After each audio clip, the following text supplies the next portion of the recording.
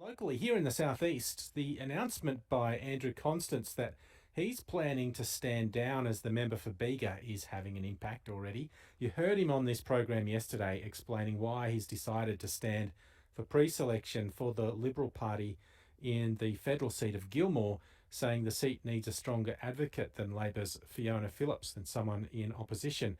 Our reporter Keira Proust spoke with the sitting Labor member for Gilmore, Fiona Phillips, about her take on what's going on. Well, look, I'm not concerned about, to be honest, who their candidate is. I'm getting on with my job and looking after people in this electorate.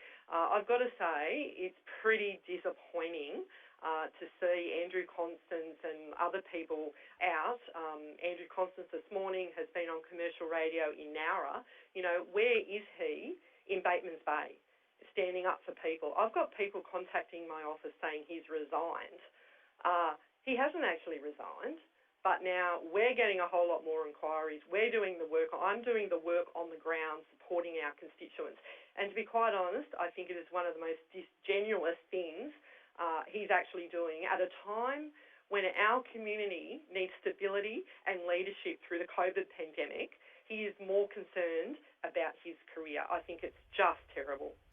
Yeah, what's your reaction to all of the situation that's kind of happening with the state politics at the moment, looking at a number of resignations across the board at a time of crisis? What's your take on that situation as a whole? Well, I think it's the coalition only concerned about themselves. It's shocking. We've got a new Eurobodalla hospital where maternity beds are being cut. We've got a new Eurobodalla hospital that won't have an intensive care unit. Where's the state member on that? Where's the state government? People should be asking questions.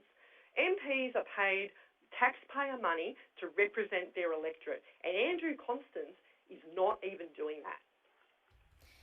And do you think that you'll be able to retain the seat of Gilmore, regardless of who the Liberal or other candidates are in the next federal election? It is a slim margin in Gilmore.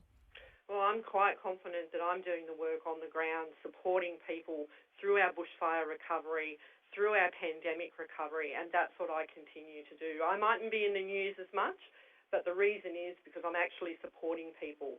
I think that's what politics should be about. I think people are over the career sort of, everything at all cost mentality, and I think it's just disgraceful what is happening with Andrew Constance and in New South Wales at the moment.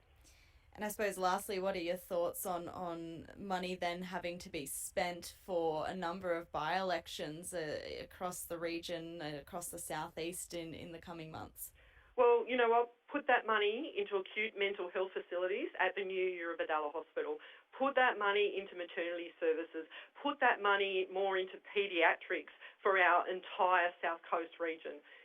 What a waste of money. And again, it is the greed and career ambition, and is absolutely despicable when our local constituents lack the basic services they need at their local hospital.